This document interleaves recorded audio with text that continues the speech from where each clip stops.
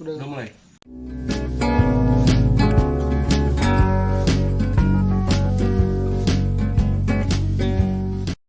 Mulai. Jangan lupa like dan comment subscribe. Balik lagi guys di YouTube channel Jeffrey Pardede and Friends.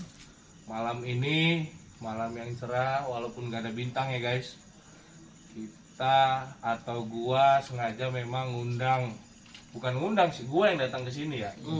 Ini kawan-kawan YouTuber Zona Group dan kemudian kawan-kawan ini adalah analis hukum independen yang dikepalai atau diketuai oleh Bro Tulus Mardosi. Betul. Jadi nanti Tulus, Hasan, Radika Ya, tadi. bicara kebijakan politik hukum dalam penyalahgunaan narkoba. Ya, karena kebetulan kawan-kawan ini adalah aktivis pergerakan di Permai ya, di Insya Allah. Permai. Insya Allah. Ya bener kan? Banyak banget yang gua sponsorin nih. Jadi malam ini kita bicara narkoba, bicara kebijakan politik hukumnya. Kenapa hari ini narkoba malah semakin besar ya? Mengingat kondisi pandemi ternyata bukan berkurang malah semakin bertambah. Bukan begitu? Betul.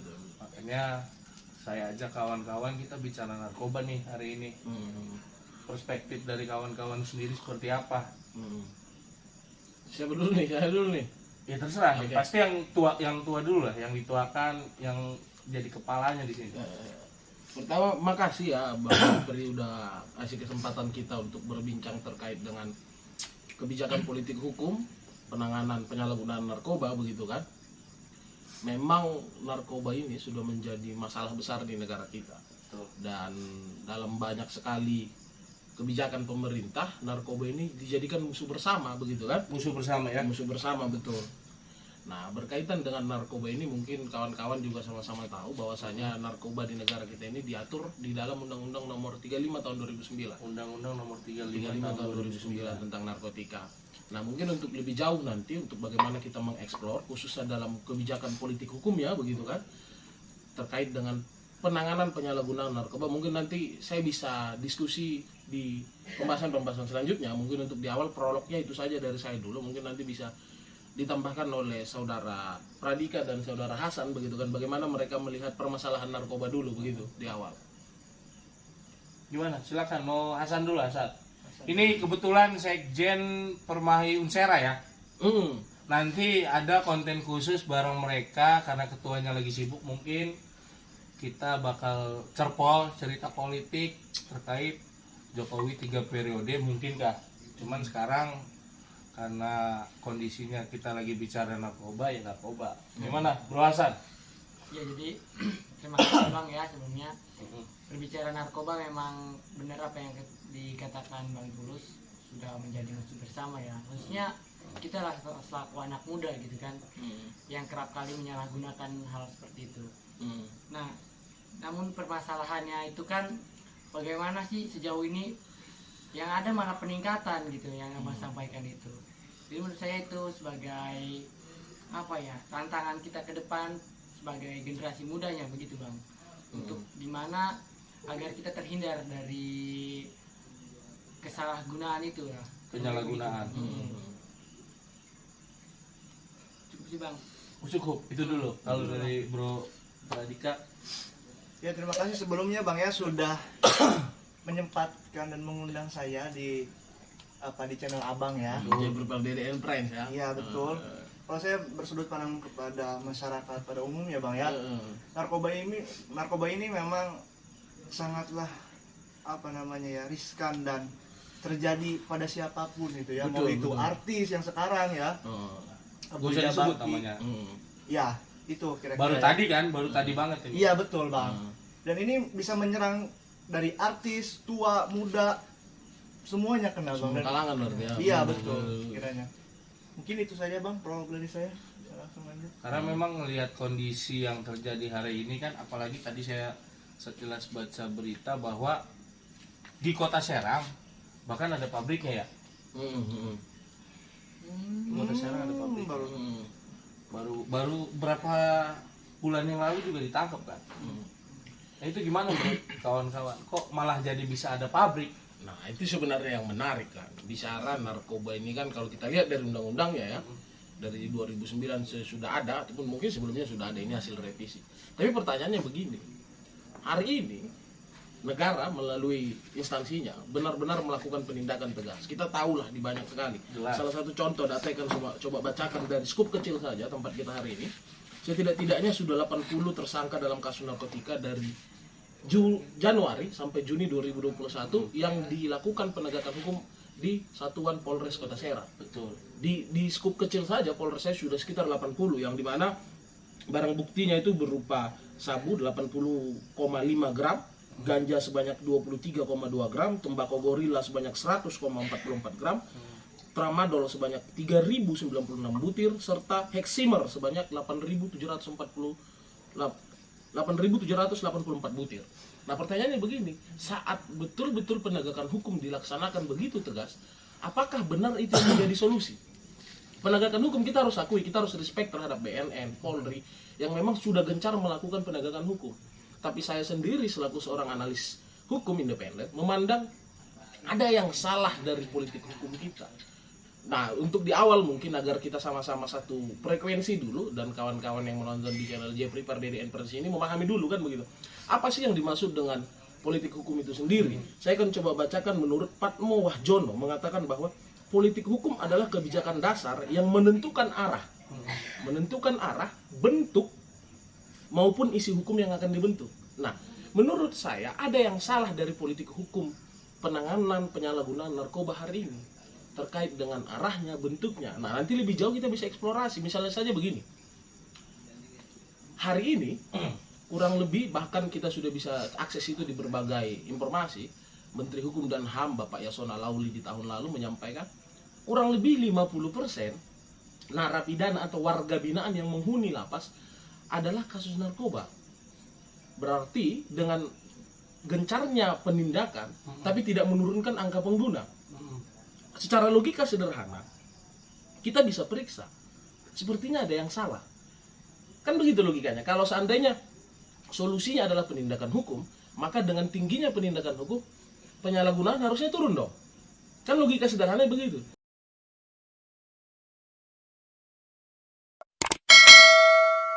Tapi faktanya hari ini itu terus Malah meningkat. Semakin tinggi. Nah, berarti saya selaku analis hukum independen memandang sepertinya kita perlu mengevaluasi arah kebijakan politik hukum kita.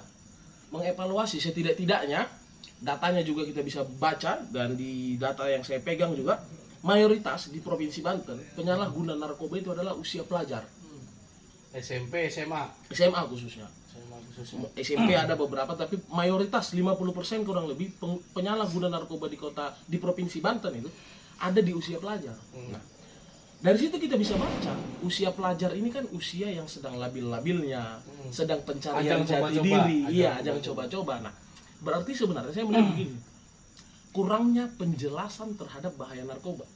Tentu dengan saya bilang ini pasti bakal banyak yang nggak terima. Kalau ditanya kurangnya penjelasan, BNN sudah melakukan GP4 apalah itu. Betul. Jadi banyak. artinya gerakan-gerakan yang dilakukan, sosialisasi yang dilakukan ke sekolah.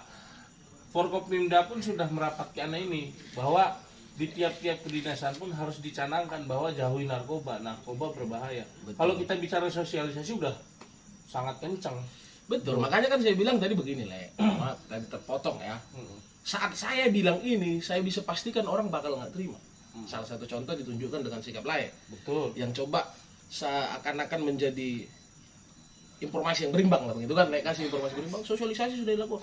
Tapi pertanyaannya, sejauh mana sosialisasi itu mampu menyadarkan generasi muda? Sekarang begini, kita kasih simpel saja.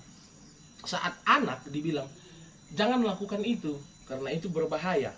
Kalau penjelasannya hanya terhenti di itu berbahaya, saya rasa apapun yang kita lakukan di dunia ini berbahaya.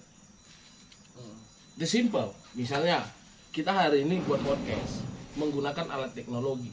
Bukankah alat teknologi yang kita gunakan hari ini untuk merekam podcast itu juga punya sisi yang berbahaya?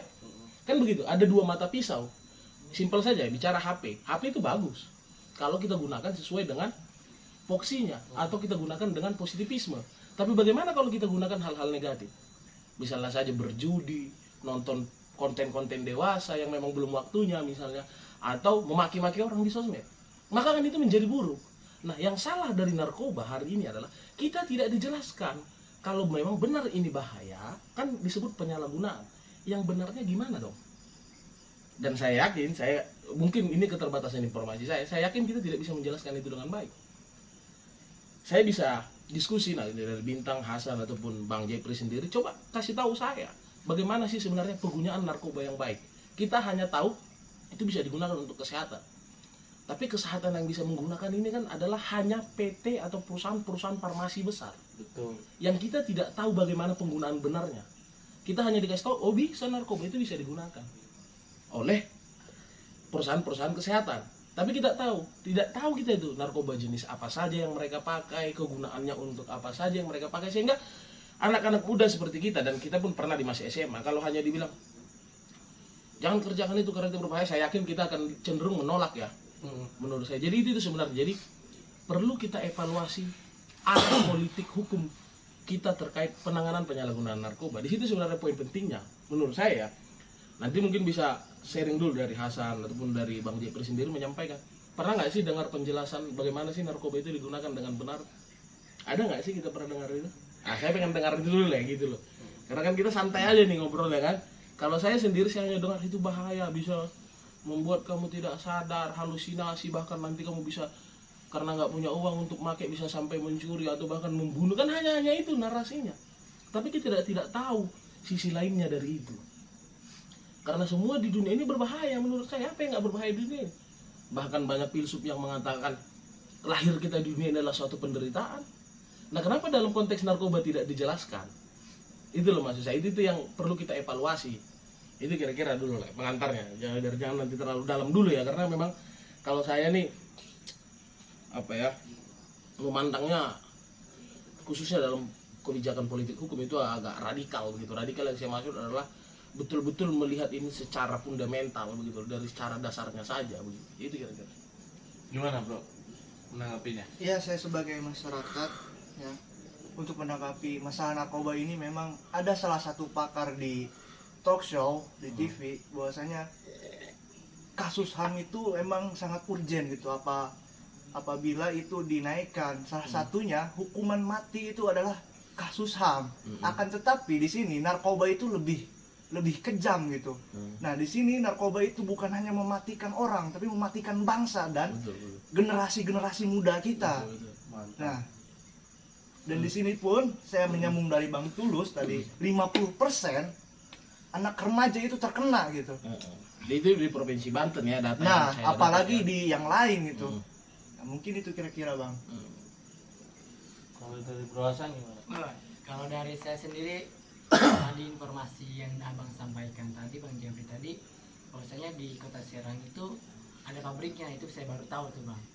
Nah, untuk pernyataan Bang Tulus tadi, di berbagai jenis macam narkoba yang dimulai dari eksimer ataupun tramadol dan lain-lain ya. Nah, itu memang menurut saya secara generasi muda itu menganggap ya hal yang wajar, karena di situ ada informasi yang saya dapat tuh kayak semacam jenjang harga gitu loh. Eksimer tuh berapa gitu. Jadi semacam nanti tuh mereka tuh mencoba yang murah, naik ke yang lebih mahal, naik lagi. Mungkin itu salah satu faktor di mana remaja saat ini lebih banyak menggunakan, khususnya Provinsi Banten yang hampir 50% kata Bang Tulus. Mungkin di situ Bang menurut saya. Ya. Jadi memang ada jenjang harga begitu lah. Kalau lagi bokeh jadi kayak murah gitu ya. Ya walaupun tentu di video ini kan kita tidak ingin menginformasikan itu agar mereka pakai kan begitu kan. Betul. Tapi ini adalah pengetahuan yang memang penting untuk kita ketahui bersama kan, bagaimana sebenarnya Edukasi. edukasi tersebut. Dan itu sih poin saya sih di situ. Arah kebijakan politik hukum kita ini harus dirubah sesuai dengan pengertian dari salah satu pakar hukum yang tadi sempat saya bacakan di awal kan begitu kan. Kemana sih arah pemberantasan narkoba kita ini? Mau kemana dibawanya? Ataukah hanya penindakan misalnya yang dimana kita sama-sama tahu saat seseorang, ya walaupun ini agak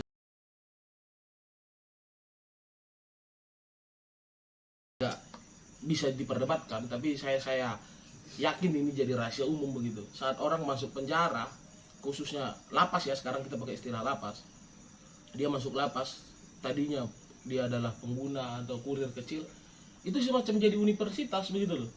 Di lapas itu semacam jadi universitas begitu, keluar bisa jadi sarjana begitu, walaupun sarjana dalam tanda kutip yang saya maksud ya, bukan secara harafiah begitu. Jadi mari kita pikirkan bagaimana mengevaluasi arah, bentuk dan tujuan dari politikal hukum kita terkait dengan penanganan penyalahgunaan narkoba, begitu kira-kira. Yang harus dievaluasinya itu pasal pada saat melakukan kesalahannya, bahwa ini narkoba salah, itunya. Apa pada saat pelaksanaan bahwa narkoba itu barang yang tidak baik, makanya jangan sampai disalahgunakan. Atau letak kebijakan politiknya yang harus dirubah, yang mananya, yang harus dievaluasinya. Sekarang begini ya, saya Apa penyampaian ketika sosialisasi bahwa narkoba itu nggak benar, bahwa narkoba itu berbahaya, atau seperti apanya? Yang harus menurut Bro Tulus yang harus dievaluasi. Oke, saya akan mulai dari salah satu bagian di Undang-Undang Narkotika ini. Undang-Undang tentang narkotika diselenggarakan berasaskan yang pertama keadilan, yang kedua pengayoman, yang ketiga kemanusiaan, yang keempat ketertiban, yang kelima perlindungan, yang keenam keamanan, yang ketujuh nilai-nilai ilmiah. Nilai-nilai ilmiah dan kepastian hukum. Nah, pertanyaan saya, di mana letak nilai-nilai ilmiah dalam penanganan penyalahgunaan narkoba ini? Iya. Karena banyak sekali penelitian-penelitian ilmiah yang menunjukkan beberapa jenis narkoba punya kemanfaatan kalau digunakan dengan benar. Betul, ganja Misalnya, itu bisa kita uji penelitian ilmiahnya, kan begitu kan? ada. Tapi apakah penelitian ilmiah itu diadopsi oleh Undang-Undang Narkotika hari ini? Kan tidak. Ganja tetap masuk golongan 1. Golongan 1. Berarti benarkah Undang-Undang tentang narkotika diselenggarakan dengan nilai-nilai ilmiah itu? Itu pertanyaan fundamentalnya di situ. Jangan sampai betul saya seorang analis hukum menganggap penindakan menjatuhkan sanksi itu adalah unsur penting dalam memberikan efek jerah. Tapi itu bukan instrumen satu-satunya. Bukan solusi. Bukan solusi satu-satunya. Bukan kita bilang bukan solusi. Bukan solusi satu-satunya. Berarti kita bisa melihat atau mengkaji ulang solusi yang lebih tepat, atau setidak-tidaknya solusi yang bisa melengkapi begitu loh. Kalaupun kita tetap pakai penindakan, dan memang harus, kalau memang udah sampai pada titik tertentu, misalnya pengedar dan lain-lain, saya sepakat itu harus dilakukan tindakan keras.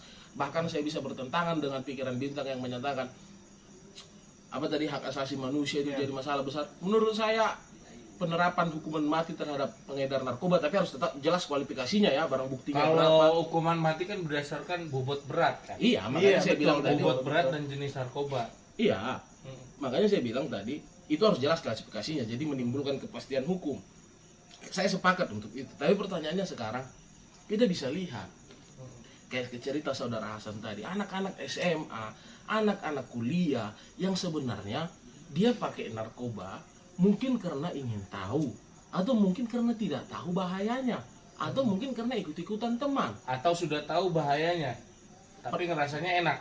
Begini, terlepas, maksud saya begini, jadi kepotong di penjelasan saya. Artinya begini deh, saya buat simpel gini.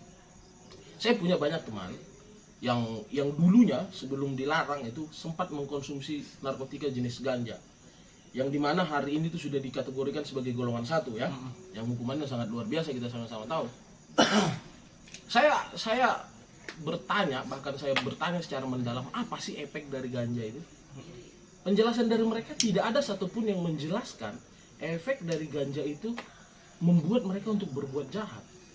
Bahkan mereka berpendapat, menurut pengalaman mereka, hanya untuk depresan, artinya penenang saja Pada saat ya, depresi, masalah. pada saat banyak pikiran, masalah segala macam, tapi efeknya hanya menurunkan depresan saja, menurunkan tingkat depresi seseorang saja, bukan membuat dia menjadi kriminal, bukan membuat dia jadi melakukan tindakan jahat. Lebih tenang lah mungkin. Iya, lebih tenang, makanya itu tadi maksud saya. Nah, makanya saya bilang yang menarik sebenarnya itu tadi Bang Jepri juga sudah mengakui, betul ada penelitian, dan bahkan bukan cuma 1. yang menjelaskan beberapa jenis narkoba itu punya kemanfaatan. Itu dilakukan dengan berdasarkan metodologi ilmiah, penelitian sampai pada suatu titik kesimpulan kan begitu kan. Tapi pertanyaannya kembali lagi kawan, apakah penelitian tersebut yang bisa kita uji secara metodologi, kita uji secara data, kita uji secara pendekatan ilmiah diadopsi dalam undang-undang ini? Sejauh ini kan tidak. Maka pertanyaannya, benarkah undang-undang ini dijalankan berdasarkan nilai-nilai ilmiah? Nah, itu loh maksud saya. Jadi belum lagi kita bicara dalam konteks narkotika lainnya. Yang terpenting sebenarnya begini, mungkin saudara Hasan dan saudara Pradika juga mengetahui ya, dalam hukum itu kan ada teori klasik katanya, yang dimana hukum itu, khususnya hukum pidana itu adalah salah satu ajang untuk balas dendam misalnya. Makanya dulu itu mencuri potong tangan, misalnya membunuh bayar nyawa begitu kan. Tapi kan di hukum kita hari ini kita tidak bisa pakai itu. Orang anak-anak SMA yang hanya pakai ganja sekali, 2 kali, 3 kali dengan skala kecil untuk dirinya sendiri, bukan untuk dijual belikan misalnya, atau yang hanya pakai gorila misalnya, walaupun saya tidak bilang itu benar, itu salah. Hari ini itu salah karena ada undang-undangnya. Tapi kita bicara ke depan, apakah orang-orang tersebut layak untuk harus dimasukkan ke dalam lembaga permasyarakatan? Bukankah seharusnya mereka mendapatkan pembinaan? Kan ada rehabilitasi tadi. Pertanyaannya begini, sejauh mana rehabilitasi itu dilaksanakan? Wah, itu saya nggak paham. Nah itu, karena seorang Itu gimana? Karena Menteri Hukum dan HAM saja sudah menyatakan 50% penghuni lembaga permasyarakatan di Negara Kesatuan Republik Indonesia adalah kasus narkotika, penyalahgunaan narkoba. Berarti pertanyaannya, benarkah rehab itu berjalan dengan efisien? Saya nggak bilang rehab tidak dijalankan, banyak kok yang direhab. Berjalan, ya? Banyak, tapi apakah itu berjalan efisien? Saya nggak yakin itu, karena faktanya 50%. Bayangkan loh, di negara ini yang kita tahu luasnya luar biasa, yang kita tahu lapasnya berapa banyak, 50%-nya itu adalah pelaku penyalahgunaan tindak pidana narkoba. Itu loh yang menurut saya agak jadi klise ya, jadi paradoks juga kita melihatnya. Harusnya itu dilakukan pembinaan lah, atau istilahnya direhab lah. Tapi kita belum masuk lagi ke bicara rehab, apakah rehab sebenarnya benar-benar ditanggung negara. Kita belum bicara ke situ lagi nih. Menurut saya kita belum masuk ke situ nih. Yang pasti Karena ada rehab juga yang harus pakai biaya ya. banyak Ya. banyak, bukan hanya ada, banyak Oh, banyak. banyak yang rehab itu menggunakan dana pribadi misalnya. Nah itu maksud saya, di situ harus dievaluasi semua arah kebijakannya mau kemana sih. Kalau mau betul-betul mau hanya penindakan, saya sangat pesimis angka narkoba bakal menurun. Kalau metodenya hanya penindakan junto sosialisasi gimmick, itu saya agak-agak pesimis angka narkoba bisa menurun. Tapi kalau pembinaan dibarengi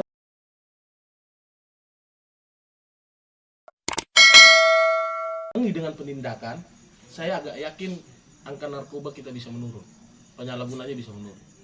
Berarti sosialisasi yang dilakukan bukan pembinaan, apa gimana maksudnya konteksnya?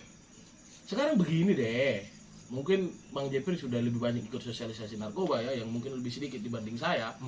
Kalau saya kan ada dengar sosialisasi narkoba, saya lebih baik nonton YouTube, saya milihnya kan. Kenapa? Karena gimmick. Apa sih yang mereka jelaskan di sosialisasi narkoba? Bahwa narkoba berbahaya. Berbahaya. Jangan melakukan narkoba. Terus? Penyalahgunaannya tidak baik. Terus? Ada undang-undang yang memang nanti membuat dia jadi dihukum. Ya seperti itu penyampaiannya. Bukankah itu hanya mensosialisasikan undang-undang ya? Di mana penjelasan bahaya narkobanya? Nah kan itu, makanya saya bilang sosialisasi gimmick. Mereka itu sosialisasi undang-undang, bukan sosialisasi bahaya narkoba. Jadi harusnya gimana kalau Ya harusnya sosialisasi narkoba? dijelaskan kalau misalnya sabu ini dia ini harusnya digunakan untuk ini. Kalau dibeginiin jadinya begini. Misalnya ganja ini seharusnya digunakan dalam dosis begini. Kalau melebihi dari ini kalian bisa jadi begini. Kan itu loh. Maksud saya begitu, itu penjelasan itu dan bisa diambil dari berbagai penelitian yang ada. Sesimpel begini deh. Kita sama-sama tahu ya. Saya sebelum kita take podcast ini juga saya udah sempat cerita sama Bang Jepri kan. Naik motor bahaya nggak sih? Bahaya kan. Makanya sebelum naik motor kita dikasih syarat. Syaratnya apa saja? Pakai helm. ada STNK dulu, motor harus ada STNK. Yang kedua, pengendara harus punya SIM. Gitu dulu. Udah punya SIM, udah punya STNK, udah lengkap surat-surat, ada lagi syaratnya. Apa tuh syaratnya? Pakai helm. Bahkan dianjurkan untuk SNI dan safety riding, pakai sarung tangan, pakai ini, dianjurkan untuk itu safety riding. Dan kelengkapan harus lengkap, kendaraan harus layak kan begitu. Kalau tidak ada spion, lampu tidak nyala, itu melanggar kan begitu. Tapi tindakan berbahaya itu bisa tidak kita lakukan sekarang? Bisa. Karena apa? Karena ada pengaturan yang jelas. Nah, terhadap narkoba saya nggak bilang kita harus pakai narkoba, enggak. Saya nggak bilang ke situ. Sama sekali saya bisa pastikan per hari ini saya tidak pernah menggunakan narkoba begitu kan, per hari ini. Bisa dicek urin ya? Bisa kan begitu kan, cuman ya janganlah kalau bisa kan. Jangan kalau bisa, cuman per hari ini saya bilang saya pastikan saya tidak pernah menggunakan narkoba kan begitu. Nah, pertanyaannya itu sih sebenarnya Bang Jepri sama kawan-kawan yang nonton video ini juga. Semua yang kita lakukan dalam dunia ini berbahaya. Tinggal bagaimana pengaturannya agar tindakan itu tidak jadi berbahaya lagi. Nanti bakal banyak yang bilang, dasar lu nggak tahu apa-apa lu, di komen di bawah misalnya kan. Emang lu nggak tahu perusahaan farmasi bisa pakai narkoba untuk membuat bahan-bahan obat-obatan segala macam dan lain-lain. Bahkan nanti ada yang bilang, emang itu yang disemprotin ke kaki pemain bola itu apa? Dasar lu nggak tahu apa-apa. Tapi pertanyaannya siapa yang tahu itu? Apakah kita bisa menggunakan itu? Nah, beda hal kalau dalam konteks berkendara. Semua orang bisa lakukan itu. Semua warga negara bisa lakukan itu. Petunjuk penggunaan mungkin Ada ya? petunjuk penggunaannya. Gitu loh. Apa yang nggak berbahaya di dunia ini? Rokok aja berbahaya nih. Oh, ditulis kok. Hah? Ditulis kok. Bukan hanya ditulis, sudah ditulis. Kalau ngerokoknya kebalik nih. Masukin berbahaya kan? Berbahaya. Cuman kan kita dikasih tahu merokok berbahaya. Cuman kalau gini berkurang bahayanya. Kan gitu. Cuman kalau gini langsung tuh kerasa bahayanya, lidah kebakar. Gitu. Nah, dalam permasalahan narkoba ini itu tidak dijelaskan. Nah, itu loh sebenarnya. Tapi saya yakin lah pemerintah hari ini khususnya karena kan kewenangan itu ada di pemerintah pusat ya. Oh, jelas dong. Di pemerintah pusat. Saya yakin lah pemerintah pusat hari ini khususnya Pak Joko Widodo pasti punya concern ke situ kan begitu kan? Punya concern untuk melakukan perbaikan-perbaikan kan. Betul. Begitu. Ya, saya sepakat. Dan saya yakin video kita ini akan menjadi trigger begitu. Bagaimana pemerintah pusat hari ini Besok dipanggil istana nih. iya bismillah komisaris kan. Komisaris Besok pasti. dipanggil istana nih. Komisaris minimal lah. Iya. Gitu, komut bisa lah independen. Enggak. Tetap itu poin kritik sebenarnya. Tapi kan kritik itu untuk bagaimana membangun bangsa kita ke depan sebenarnya. Kritiknya kan tidak disertai dengan tendensi kebencian kan begitu. Karena memang faktanya hari ini kita sama-sama mengakui kok dari berbagai data angka penyalahgunaan narkoba terus meningkat. Kalau ada penurunan tadi mungkin ada oknum aparat yang bermain, mungkin kita bisa duganya ke situ.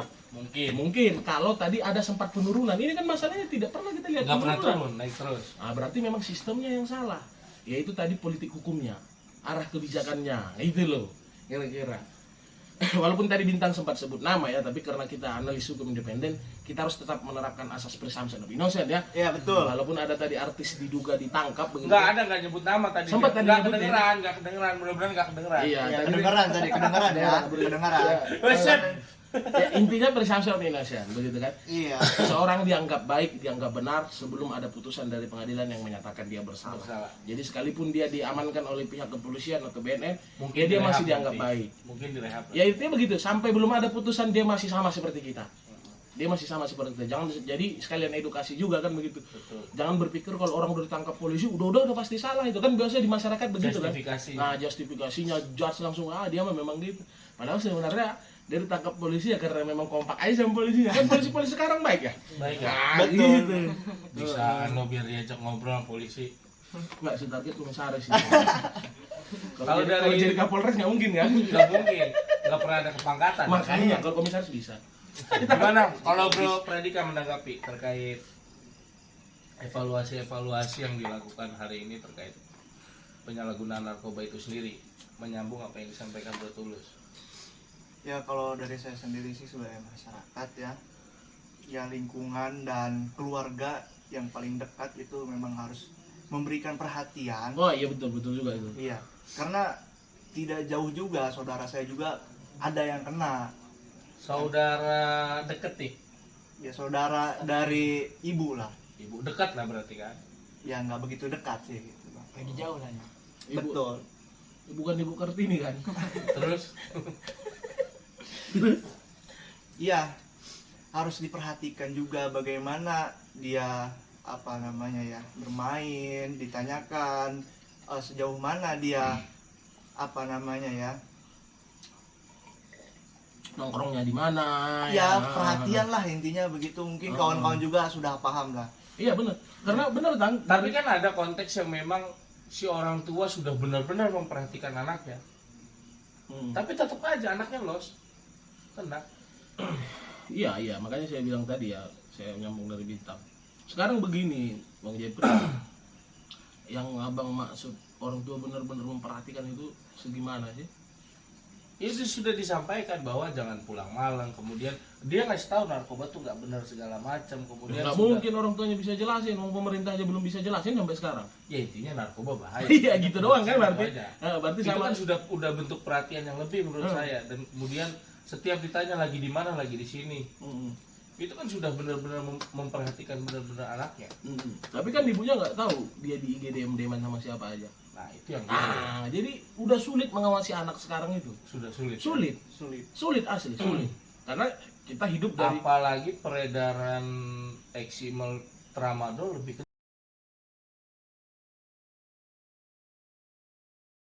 kenceng sekarang ya. Dia bilang, bahkan tadi di berita saya baca, modelnya sekarang tuh beda. Pembeli dan penjual itu nggak saling kenal. Oh saling kenal. Mana kenal? Salam tempel aja. Nanti misalnya kan, Ketemu di sini, ada di batu, di bawah batu misalnya. gitu, model tempel. Oh gua tahu ya. Ya, itu urusan BNL lah nanti kan. Ya kalau saya kan memang analis hukum, jadi wajar kan meneliti kan gitu kan. Bisa hubungi saja. Cuman begitu sih kata saya, sulit orang tua. Jadi walaupun memang faktor keluarga itu faktor penting menurut saya, tapi kalau sampai ada yang sampai masuk dalam lingkaran setan itu, kita tidak bisa salahkan keluarga juga, karena memang orang tua punya keterbatasan. Karena kan saya mungkin Kang Jepri dan kawan-kawan yang lain nih hidup mulai dari fase dari belum ada HP sampai sekarang gila-gilaan kan begitu kan. Jadi kita tahu nih orang tua bisa mengawasi kita sejauh mana sih kan gitu. Walaupun Kang Jepri bilang kalau memang orang tuanya perhatian, bisa aja setiap dia keluar di video call. Betul. Kan gitu kan. Tapi kan bisa aja pas dia mau ngisep ganjanya dimatiin kameranya. Aduh ngelek kan, saya ganja kan. Iya ini lagi nongkrong kan. Padahal lu lagi nyimeng deh kan. Itu loh mas saya. Jadi faktor keluarga faktor penting, saya sepakat sama Bintang. Tapi kalaupun sampai memang tidak bisa lagi, artinya memang sudah masuk lingkaran setan itu, keluarga tidak bisa disalahkan. Tetap negara harus hadir melalui merubah kebijakan politik hukumnya. Begitu. Karena keluarga ini hanya bagian kecil lah menurut saya. Toh pada akhirnya kalau kita tanya orang tua mana sih yang mau ngelihat anaknya pakai narkoba? Kalau kita tanya loh, nggak mungkin ada orang tua kecuali orang tuanya pengedar ya. Ya mungkin biar barangnya habis kan gitu kan. Iya, di bawah batu ya. Bisa jadi. Tapi kalau orang tua kayak orang tua kita mungkin yang kerjanya mungkin ada yang Sindikat guru, ya. iya ada yang memang kerjanya berusaha ya. Saya yakin nggak pengen lah anaknya terlibat dalam itu. Lain hal kalau memang orang tuanya bede kan gitu kan, itu lain cerita kan gitu kan. Nah, itu 1 banding 1.000.000 lah mungkin yang kayak gitulah. Gitu loh menurut saya. Dan yang penting loh, ini saya lupa sampaikan ya. Banten ini menjadi lintas peredaran narkoba. Iya dong. Iya, dan kita sama-sama tahu, mungkin penonton juga udah sering dengar mulai dari Bertonton kan. kejadian Anyer, tak-takan kan begitu kan. Itu kita bisa lihat. Cilegon. Cilegon itu tidak terjadi di semua daerah di Indonesia kan begitu kan. Karena memang ini daerah Banten ini strategis banget kan begitu kan, karena dia pinggiran ibu kota, terus pelabuhannya bagus, iya. Makanya saya bilang itu juga menjadi concern. Tapi kan apa daya pemerintah provinsi? Karena kewenangannya tidak ada di dia. Kewenangan ada di pemerintah provinsi hanya sebatas pengawasan kan begitu kan. Kalau kita masuk ke penindakan dan sampai merubah kebijakan politik hukum, saya rasa itu harus dikembalikan kewenangannya ke pemerintah pusat. Dan saya sangat yakin pemerintah pusat juga pasti memikirkan itu, di samping memang memikirkan hal-hal lain begitu kan. Misalnya saat ini PPKM misalnya kan, pasti dipikirkan begitu. Tinggal itu tadi dipertimbangkan ulang lah, diterimalah hasil penelitian itu, diterimalah pendapat para pemikir gitu loh. Misalnya kayak saya nih, ya nggak apa-apa juga dipanggil sesekali ke kemana gitu kan. itu terserah lah begitu kan. Walaupun saya juga kadang apa ya, ya begitu loh maksud saya itu harus menerima seluruh aspirasi, baik dari stakeholder, baik dari akademisi, begitu pun dari para, kan banyak sekarang LSM ya, ataupun gerakan-gerakan masyarakat yang memang konsen terhadap Banyak. penyalahgunaan narkoba ini, itu didengarkan semua aspirasinya, begitu loh maksud saya. Gimana Bro Hasan menanggapinya? Wah, saya rasa udah Menarik lengkap sekali, ya, Pak. lengkap. Menarik Iya sekali, bang, jadi Bang Tulus sudah nyampein itulah cara mendasar. Tinggal nunggu ataupun panggilan aja kan, kan. komisaris. Iya, bismillah. Ya, bismillah komisaris. Komisaris sekaligus. Bismillah ya komisaris. Jadi ya minta menjelaskan tentang keluarga, semuanya udah lengkap. Cuma kan berbicara itu kan penyalahgunaan kan kembali ke diri kita sendiri sih. Lebih tepatnya kita juga harus lebih menjaga lingkungan pergaulan kita lah, kurang lebih begitu. Betul. Kita harus lebih dewasa menilai mana yang baik mana yang buruk. Betul. Itu aja sih bang dari saya bang. Jadi ya peran kita pun selaku diri sendiri itu penting gitu loh. Kita harus bisa menilai bagaimana apa ya, semacam pergaulan kita tuh ya harus kita batasin lah, harus kita punya sikap di situ bahwasanya ya udahlah itu nggak baik gitu loh, tinggalin yang nggak baik gitu. Oh, sesuai tujuan dari munculnya zona milenial ya. Iya. Punya sikap, sudut pandang dan tujuan ya. Sikap, sudut pandang dan tujuan Iya, betul, bagi betul. anak muda. Betul. Karena gimana pun kalau sudah Iya, kita Jo. berurusan dengan apa ya hukum gitu, atau apalagi udah masuk ke penjara gitu, itu apa yang kalian tujuan atau cerita kalian tuh setidaknya terhambat nanti gitu loh. Itu bahayanya lah. Ya walaupun kita tidak bilang orang yang bermasalah dengan hukum itu sudah pasti bejat ya, tapi paling tidak pasti ada mungkin terhambat ataupun mungkin harus melakukan pertanggungjawaban dulu terhadap tindakannya begitu ya. Mungkin ya kalau kawan-kawan ingin terhindar dari itu semua bisa melihat edukasi hukum di zona hukum kan begitu kan? Betul, zona hukum. Iya. Promosi dulu. Gak apa-apa, gas aja masuk. Nah, itu loh. Itu betul. Ya itu aja sih bang. Ya, tapi memang itu apa juga linear juga dengan latar belakang Hasan, karena kan biar Kang Jepri juga tahu Hasan ini kan latar belakangnya santri. Jadi ilmu di pondok itu kan dia dapat bergaul dengan tukang parfum, ya kita akan bawa parfum kan gitu kan, kurang lebih Hasan pernah sampaikan ke saya kan. Jadi linear dengan latar belakang beliau sebagai seorang santri begitu kan. Insya Allah. 2024 bisa kali wali kota kan. Ya santai aja lah kan. Bismillah dulu. Bismillah dulu. Bismillah dulu. Umur udah cukup kan? Udah Tapi 25. penanganan proses rehabilitasi menurut Bro Tulus dan kawan-kawan yang lain itu udah baik belum sejauh ini? Karena biasanya bagusnya itu kan rehabilitasi dulu baru ditindak secara pidananya. Tapi ada juga kan yang enggak rehabilitasi tapi langsung dipidanakan. Iya. Karena proses rehabilitasi adalah pengajuan. Bener nggak? Itu gimana tuh? Iya, makanya saya bilang proses rehabilitasi ini juga kan tidak transparan ya. Karena ada juga, saya baru dengar kemarin, proses rehabilitasi itu ada dua. Rehabilitasi yang dilakukan oleh BNN dan rehabilitasi yang dilakukan di luar BNN. Perusahaan atau apapun itulah jenisnya, orang ketiga. Iya. Itu gimana? Iya, seandainya nih ya, kita kasih contoh, kita punya teman sebut namanya Pulan. Si Pulan ini pengguna ganja. Kita ngelapor ke BNN, Pak, teman kami ini pengguna ganja, dia pengen direhab, bisa dan nggak dipidana. Kenapa? Memang begitu undang-undangnya. Kalau kita melaporkan kita hanya pengguna ini, kita akan direhab, tidak mempertanggungjawabkan karena barang bukti tidak ada.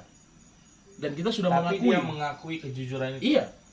Nah, tapi pertanyaannya, prosesnya ini nih yang tidak transparan. Saya maksud tidak transparan begini, mungkin dalam undang-undang ada. Ya gimana? Tapi pertanyaannya, apakah masyarakat mengetahui itu?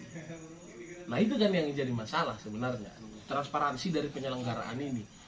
Nah, dan dalam proses rehabilitasi itu ada namanya assessment.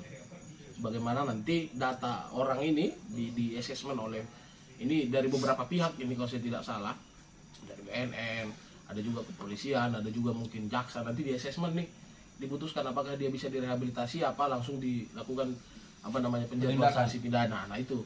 Tapi walaupun itu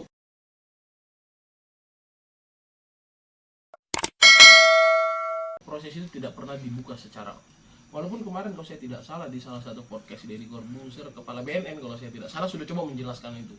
Yang penangkapan Anji. Iya, kurang lebih begitu. Tapi dia jelaskan sosialisasi, sembari sosialisasi lah ya, terkait dengan prosedur rehabilitasi itu sendiri, begitu kan. Tapi menurut saya bukan bukan di situ loh poin pentingnya. Gimana ya saya ngejelasinnya? Jangan sampai poin saya salah tangkap. Karena rehabilitasi ini pun sebenarnya adalah salah satu upaya penindakan sebenarnya, secara tidak langsung ya. Kenapa saya bilang gitu? Maksudnya? Oke, makanya dengar dulu. Rehabilitasi ini adalah salah satu upaya penindakan menurut hemat saya. Kenapa saya bilang begitu? Toh pada akhirnya orang ini akan ditempatkan di suatu tempat dan dibatasi ruangnya. Betul kan? Dia tidak bisa keluar-keluar dong. Dia harus dibatasi dong pergerakannya kalau dia direhabilitasi. Nah, sebenarnya poin saya di sini, poin saya sebenarnya belum masuk ke situ. Jangan sampai make dulu gitu loh. Tapi edukasinya yang kencang. Dijelaskan dari dua sisi. Itu loh sebenarnya poin saya. Saya tidak mengkritik proses rehabilitasi. Walaupun ada catatan-catatan di dalamnya. Saya tidak kritik bagaimana jaksa mendakwa, tidak. Walaupun ada catatan-catatan di dalamnya. Saya tidak kritik bagaimana polisi menangkap di lapangan. Walaupun ada catatan, tapi yang saya kritik adalah jangan sampai jadi pengguna. Caranya apa? Negara hadir melalui memunculkan dua sisi dari narkoba ini. Jangan sampai kita hanya dipropaganda dari satu sisi. Bahaya. Itu loh sebenarnya poin saya.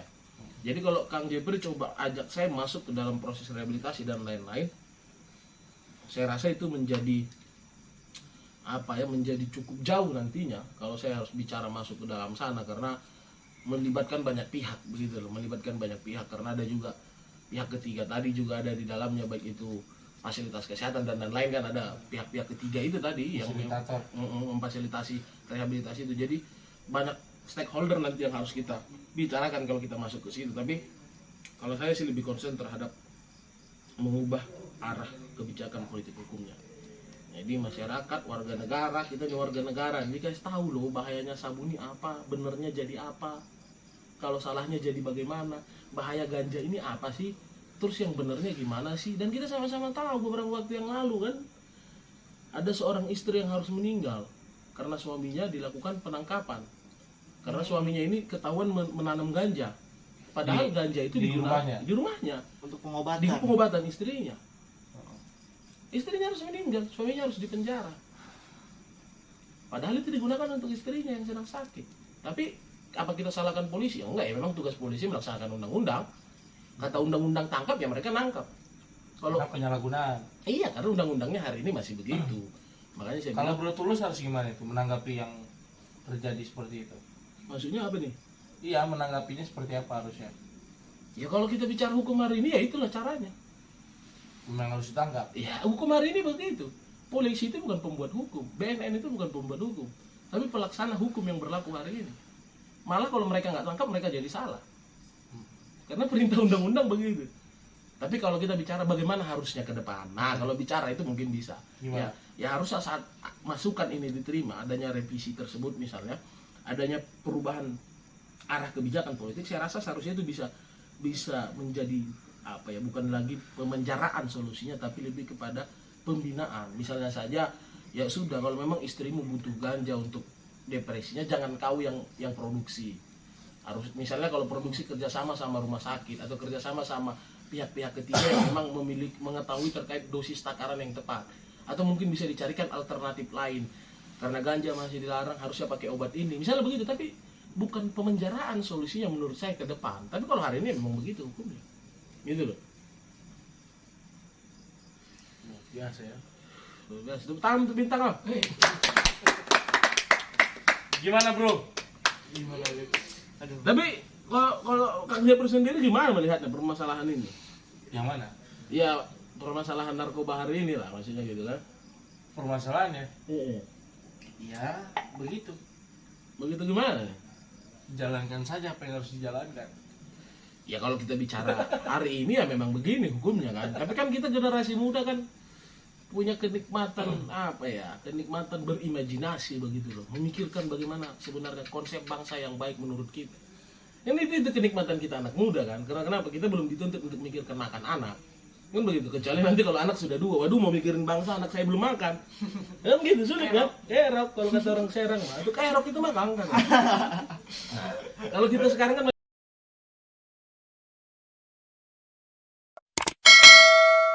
masih muda, yang penting surya sebatang 2 batang ada, udah kita bisa bicara bangsa dan negara. Walaupun mungkin konsep kita bukan yang paling benar, kita nggak boleh berpikir saya yang paling benar, saya paling tepat, nggak juga begitu. Tapi setidaknya kita punya sumbangsi pemikiran. Kalau kepake ya alhamdulillah, jangan lupa komisarisnya. Kalaupun nggak kepake ya nggak apa-apa gitu Nanti loh. saya sampaikan. Iya bisa lah, cuman Apa? BUMN lah. Oh, yang dibahas narkoba ya pasti ke BNN lah, bukan ke BUMN dong. Saya sih lebih prefer BUMN sih. Mungkin terpleset ya. Iya terpleset. Terpleset. BNN. Bismillah. Sama-sama N lah ya. Iya. Tapi itu juga menurut saya, karena ini kan konten, kalau kata Kang Jepri kan santai. Jadi barangkali ada perspektif yang berbeda dari Kang Jepri kan begitu kan, kita Oh, juga saya perlu sepakat dengar. lah Sepakat apa nih? dengan kebijakan yang terjadi. Cuman kan karena posisinya waktu itu ngobrol sama Bro Tulis bahwa harus ada nih kebijakan politik yang diperbaiki. Nah, makanya saya pengen bikin konten ini. Kebijakan politik hukumnya seperti apa yang harus diperbaiki dan dievaluasi. Kalau saya lebih daripada itu, sebenarnya sesimpel itu sih. Kalau memang narkoba bahaya, bahayanya apa? Jelasin dong gitu loh. Terus kalau dia bilang bahaya tapi ada penelitian lain ternyata bilang bisa digunakan, ya perang dong secara penelitian ilmiah. Jangan hanya ya undang-undangnya udah ngomong gitu, ya benar memang undang-undangnya udah ngomong gitu, tapi kan kita selalu mencari celah, selalu mencari cara untuk bagaimana bangsa yang kita cintai bersama ini, negara yang kita cintai bersama ini punya sistem aturan yang baik ke depan, kan begitu, dengan tidak menutup kuping dari masukan-masukan pihak luar, kan itu sebenarnya kuncinya. Dan saya yakin kita pun bisa sampai ke titik ini yang terus belajar karena itu, karena kita mau mendengar masukan, karena kita mau baca buku, karena kita mau dikritik, kan begitu. Tapi kalau kita hari ini hanya menutup kuping, saya rasa hanya menjadi suatu apa saja ya, jadi satu kerusakan malah menurut saya. Yang tadinya memang saya yakin semua di negara ini, pejabat-pejabat kita baik di pusat baik di provinsi itu punya niatan yang sama, menciptakan suatu bangsa negara yang memberikan keadilan sosial lah begitu ya, perintah Pancasila begitu Iya, kan, betul. yang dimana itu merupakan apa kita, falsafah kita dalam kehidupan berbangsa dan bernegara kan. BPIP juga bisa ini. Ya kita nggak hanya bicara narkoba ini, BPIP juga bisa, staf-staf mah. Banyak maunya. Oh, staf khusus kosong itu, staf khusus muda presiden kosong. Ada 2 kosong dia. Nanti saya kirim surat ke camat lagi. Gak usah sebut. Kalau nih banyak yang diserang sih kalau disebut, kena lagi nanti gua. Itulah bahaya, itulah menurut saya sih sebenarnya. Ya menarik lah kalau kita bicara narkoba itu, menarik sekali betul. Karena betul kata Bintang, semua kalangan loh, Le. Semua elemen ya. Iya, bukan hanya orang kaya. Walaupun kita bilang sabu itu mahal, yang susah juga banyak yang pakai sabu. Oh, saya nggak tahu tuh. Oh, banyak banget. Karena segramnya 500.000 kalau nggak salah. Iya mahal. Ya caranya biar dia bisa makai Oh, jadi. ya. Selintingnya sekarang ganja 50.000 dapat 3 katanya. Hmm. Bener doang. Ya caranya biar bisa makai jadi kurir kawan ujungnya. Bisa kan dia pakai? Kuda ya. Iya. Ya, itu tadi yang saya bilang. Jadi dia Makanya datang kenapa misi pakai di bawah gitu kan? batu. Oh, sekarang nggak begitu mungkin. Iya, Pokoknya enggak lah. di Itu bawah batu, itu di lebih pada ujung konsep gang, di bawah jin ya. tiang listrik katanya. Deket tembok. Makanya saya bilang semua kalangan kita sudah lihat lah banyak kok, mulai dari yang hanya pekerja buruh harian sampai ke artis-artis besar, sampai ke pejabat-pejabat besar, banyak yang menyalahgunakan itu. Jadi ini bukan hanya masalah masyarakat menengah ke bawah, ini semua loh masalah ini. Karena bisnis paling enak narkoba mungkin ya. Walaupun salah ya. Ya walaupun saya belum pernah baca bisnis plan-nya ya, jadi saya belum Karena bisa itu dari paling bisnis bagus ya. narkoba itu mungkin besar. Tapi ada model investor nggak di situ dapat dividen kan? Menarik juga itu kalau ada kan. Jadi dapat dividen gitu kan. Beres dari konten ini dihubungi sama mafia. Jangan lah, kita Jangan ya. berhubungannya sama orang-orang baik aja kan. Oh, gitu Pemerintah pusat, pemerintah provinsi itu kan baik-baik semua ya. Silat bos. Kalau sama mafia kan nanti kita apa ya Ibarat bahasanya? emak. Jadi kita tidak mengikuti nasihat ibu kan begitu kan. Padahal kan dalam hidup ini apalagi yang paling berharga kan ya. Iya. Lalu ada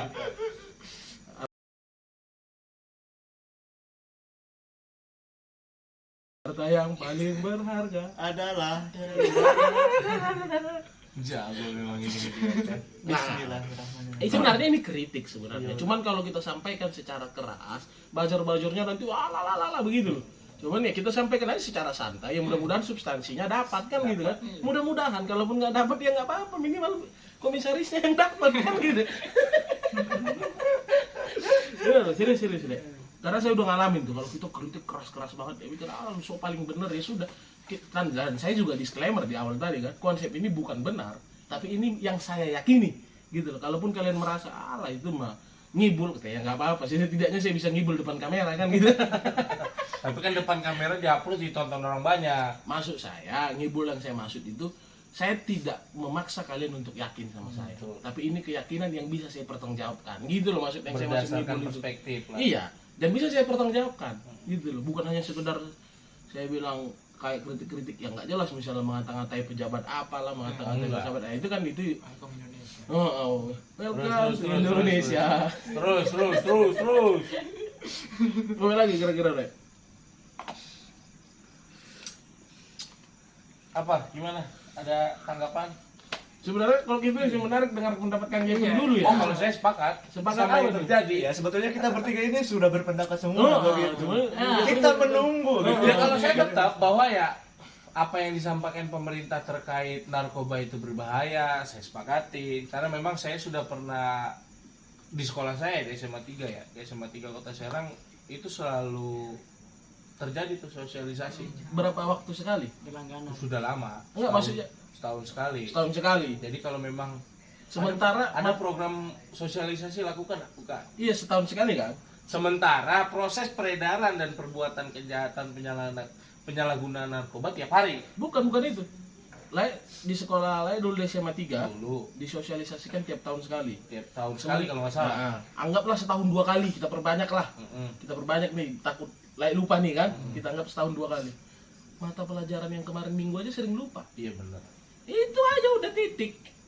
Mata pelajaran minggu lalu aja kita sering lupa, apalagi yang setahun 2 kali. Gimana ceritanya, Bos? Cuman kalau udah dijelaskan, kayak misalnya pakai film, nggak perlu diingetin, emang kita Lu bukannya udah dijelaskan pada saat sosialisasi bahwa itu bahaya, udah stop di sana.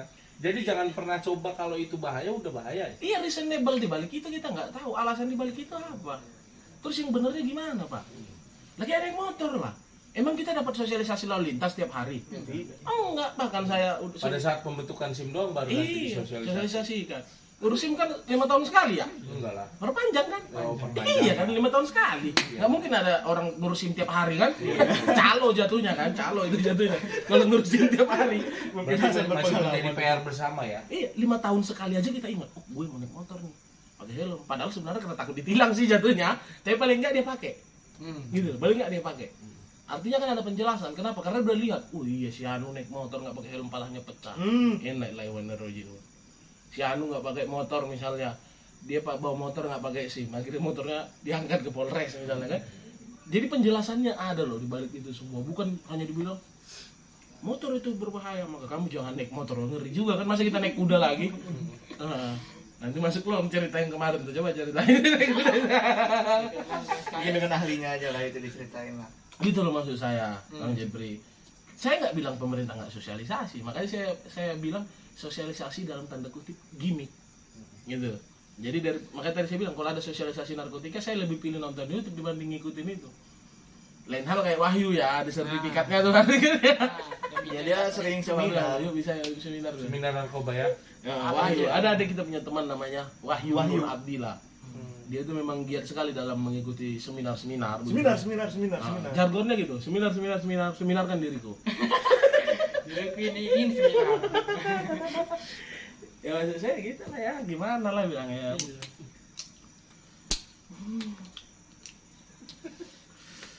Gimana Kang Jepri? Luar biasa analis hukum ini. Ya kalau saya dari saya ya begitu aja. Ya, kalau bahasa saya punya teman dulu namanya si Sueb. Sueb itu memang begitu tuh yang aman itu lebih nikmat memang. Cuma yang seperti kan itu tadi, bagaimana kita memberikan makna ke orang-orang bahwa jaga iman, jaga hati lah, jangan sampai rusak. Ahli santri itu, kalau itu. Bismillah dulu. Walaupun kita sudah sampaikan ke anak-anak, ke adik-adik saya kan, narkoba itu bahaya, itu tadi tidak ada fungsi controlling ketika dia nggak sama kita.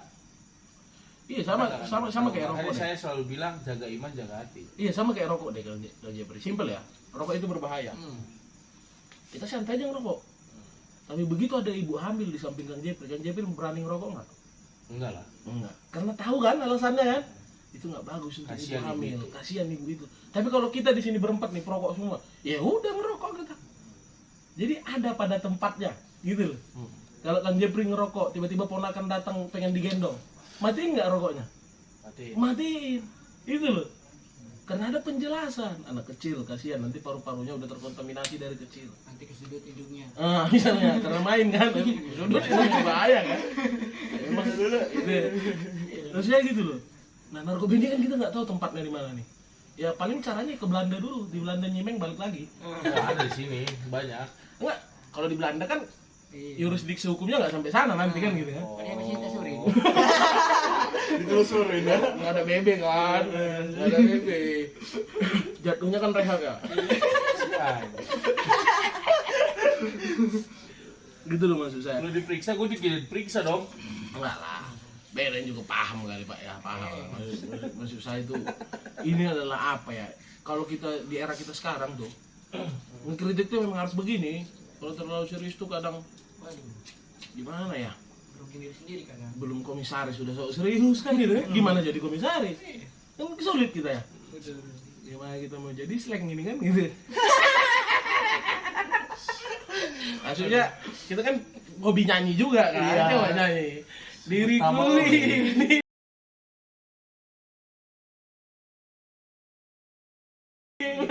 Jangan lupa like dan komen subscribe.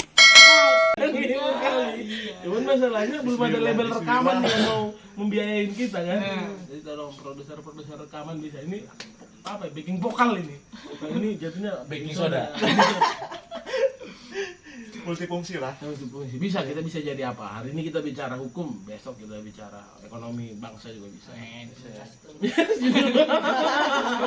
Lama-lama tapi.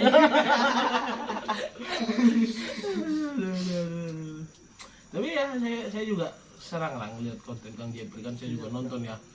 Undang dari ketua organisasi, dari apa LSM juga banyak gitu ya, gerakan-gerakan masyarakat. Menurut saya itu penting. Jadi ya masing-masing pihak menyampaikan konsepnya begitu loh. Ya mungkin kan kita nggak tahu nanti entah video yang sama kita ditonton sama siapa, entah video yang berapa bulan yang lalu ditonton oleh siapa, kita kan nggak tahu kan begitu. Ya daripada kita hanya simpen untuk di kita kan, ya bisa aja kita bagi Kita kan. share. Nah, kita share lah, itu sebenarnya. Nah, makanya kita juga kan berpikir ke situ kan. Makanya kita bentuk lah namanya zona grup media digital kan begitu kan. Ada milenial dalamnya, ada internet. Nggak apa-apa kalau mau dijelaskan Jadi sedikit di entertainment. konten saya sekalian media promosi nggak masalah. Langsung aja subscribe lah. Kalau menurut saya daripada di situ juga ada penjelasannya kan gitu. Ini masing-masing juga apa namanya punya konten YouTube ya di luar zona ya, di luar zona punya. Tapi aktif nggak? Ya, aktif. Aktif. Bikin konten juga di YouTube ya. Ya di zona entertainment aja sih. Hanya di zona entertainment. Kalau Bro Hasan, Paling di media sosial kayak TikTok sih, kayak gitu sih. iya di Kalau konten zona pribadi. konten pribadi di TikTok dan media sosial. Kalau untuk di YouTube ya saya fokus di zona milenial itu. Kalau Hasan kan kalau di konten pribadi dia lebih fokus edukasi trading dia. Saham. Oh main saham. Main saham kadang. Kadang juga main babi ngepet ya. Untuk apa main saham, untuk main babi ngepet. Kalau Bro Tulus punya ya konten personal punya kan? Punya tuh. Cabang. Punya poster dulu. Ini pimpinan zona grup. Iya. Oh iya ya, udah pada punya personal semua ya. Ya sebenarnya begini sih, kalau saya kan karena orangnya senang berpikir ya. Ya memang sejatinya manusia harusnya begitu kan. Nah, walaupun pusing kan begitu, tapi lebih pusing nggak punya kepala kan gitu. Jadi apapun saya bicarakan, baik itu nanti bicara kegelisahan saya di kampus, baik itu bicara kegelisahan saya di kota Serang, di provinsi Banten, di Indonesia juga saya akan bicarakan. Yang pasti saya batasi semua itu menyampaikan dengan cara santun aja. Dan kalaupun kadang kurang santun ya mohon dimaklumi lah gitu kan. Mohon dimaafkan. Mohon dimaklumi karena namanya masih muda kadang kan menggebu-gebu ya. Kadang menggebu-gebu masih muda. Nanti juga ada waktunya kok kita bisa jadi kepada seluruh penonton. Ya bisa kalau udah jadi Pidato. pejabat kan bisa kita gitu ya. Pidato Kalau ya. sekarang buat apa? Cukup batiknya aja dulu. Paling tidak Topiknya. bajunya lah. Coba dong. Tapi ya dong munculin dong. Wih, Ada tambahan pesan-pesan ke para viewers dan subscriber saya. terkait narkoba itu sebaiknya seperti apa dari masing-masing sebelum saya closing statement nih? Karena emang dari tadi saya mulu ya, sekarang Hasan dulu. Saya mulu kan semuanya bareng ini berurut. Tiba-tiba Lalu gimana kita gambarin dulu nih? Gimana? Gambreng. gambarin doang ya, nanti menang. Ya jadi San. Dari sini aja dulu penutupnya nanti pimpinan zona grup. Mobilahi aja. Ya jadi mungkin pesan untuk kita lah ya selaku generasi muda, setidaknya ini mengingatkan saya lah. Jadi ya menurut saya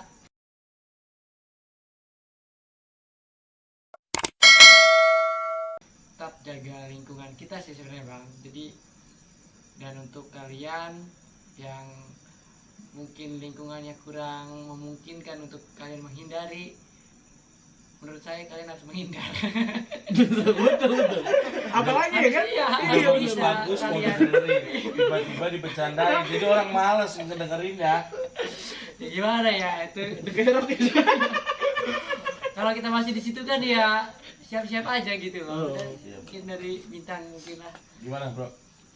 Ya, pesan saya untuk kita semua, khususnya anak muda yang tadi sudah tercatat ya, dari salah satu. Tercatat di mana? Ya, tercatat sebagai data 50% yang zona tadi. grup ya? Iya.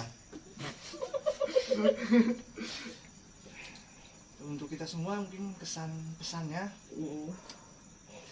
ya harus tetap pada porsinya, mematuhi protokol kesehatan juga.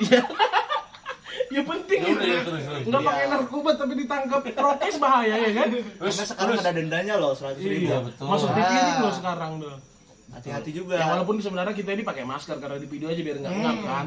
Dan ini direkam sebelum covid.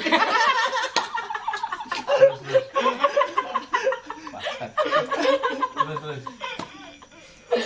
Ya harus berkomunikasi sama keluarga sejauh mana kita melangkah, gimana kita perkembangannya apabila emang yang namanya lingkungan kita tidak kondusif ataupun yang jelek ya, maksudnya ya jelek ya harus dihindari lah.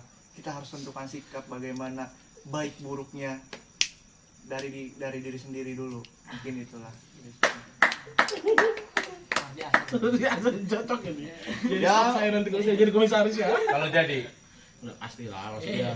Udah masuk ujian berbar dia nggak bisa komisaris. Kalau saya jadi dirut kemarin ya. dia apa? Di channel saya aja kemarin saya ngupload video jadi dirut saya. Dirut kenapa? Di zona grup. Kenapa dirut maksudnya? Ini terutama. Oh, dirut. Masa ya di sini komisaris nggak dapet ya? Gimana, bro? Ya dari saya ya. Ini bagus ini dibuat di depan video nih. Saya kancing dulu baju saya ya, soalnya tadi agak panas ya kan. Jadi untuk kawan-kawan semua yang menonton channel J Prepare DDN Prime, karena hari ini kita bicara bahaya narkotika begitu kan, walaupun sebenarnya kita ini lebih memberikan kritik terhadap pemerintah untuk perbaikan penanganan ke depan, tapi perlu juga kita sampaikan khususnya untuk para penonton yang masih muda ataupun yang sudah berkeluarga, bahaya narkoba mengancam kita semua. Karena faktanya semua kalangan, semua usia, semua profesi bisa terkena dampak penyalahgunaan narkoba. Menyambung dari apa yang saudara Hasan tadi sampaikan, kalau memang kamu sudah terlanjur masuk dalam lingkaran setan tersebut, kalau memang pribadimu tidak berkuasa untuk bisa keluar, cerita ke keluarga. Bila perlu mengaku ke polisi, karena hukum kita memfasilitasi itu hari ini. Kalau memang ada orang yang sudah terlanjur masuk dan dia ingin bertobat, artinya ingin keluar dari lingkaran itu, maka bisa difasilitasi oleh negara. Dan untuk pemegang jabatan, membuat decision maker begitu kan, pembuat kebijakan, Stakeholder. nah, maulah mendengar seluruh stakeholder begitu, mau mendengar seluruh pihak yang terlibat, baik itu masyarakat, baik itu masyarakat yang memang peduli terhadap bahaya narkoba, ataupun mungkin pihak-pihak ketiga, yaitu perusahaan-perusahaan kesehatan begitu kan, untuk bagaimana menciptakan aturan terkait penanganan penyalahgunaan narkoba ke depan jauh lebih baik begitu kan. Tapi menurut saya itu kawan-kawan, bahaya narkoba benar ada, tapi rakyat juga perlu mengetahui bahaya dan baiknya dari narkoba itu sendiri, dan itulah peran negara harus hadir di dalamnya. Terima kasih kawan-kawan semua yang sudah menonton video ini. Tapi itu satu lagi, apa yang saya sampaikan di sini bukanlah suatu kebenaran, karena kami menolak doktrin, kami menolak dogma. Terima kasih. Luar biasa statement penutup. Selalu itu ya. Harusnya Kalau di tempat orang sih, kalau kita ke doktrin harus percaya. Jadi memang begitu guys. Mau gue closing dulu nih. Iya, boleh. Jadi memang itulah keseruan ngobrol edukasi ya terkait bahaya narkoba dan kebijakannya, bahwa hari ini kita harus sikapi dengan bijak, jaga iman, jaga hati kita, dan kalau memang itu bahaya jangan pernah coba-coba untuk didekati. Terus jaga protokol kesehatan, kita harus selalu bahagia apapun kondisi hari ini. Walaupun kita semakin terpuruk, kita harus tetap kuat dan kita nggak boleh kalah melawan yang terjadi hari ini. Itu aja guys, jangan lupa subscribe, tekan lonceng, share, like, komen, karena memang kita akan terus memberikan edukasi, pemahaman, informasi, hal-hal yang lebih baik lah untuk kedepannya, baik itu untuk diri kita sendiri dan untuk para viewers dan subscriber Jeffrey Pardede and Friends. Sampai ketemu lagi, tetap semangat, sehat selalu. Itu aja.